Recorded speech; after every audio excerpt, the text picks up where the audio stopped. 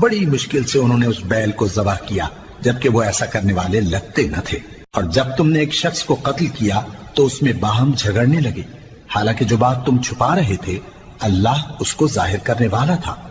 چنانچہ ہم نے کہا کہ اس بیل کا کوئی سا ٹکڑا مقتول کو مارو، اس طرح اللہ مردوں کو زندہ کرتا ہے اور تم کو اپنی قدرت کی نشانیاں دکھاتا ہے تاکہ تم سمجھو۔ پھر اس کے بعد تمہارے دل سخت ہو گئے، گویا وہ پتھر ہیں یا ان سے بھی زیادہ سخت۔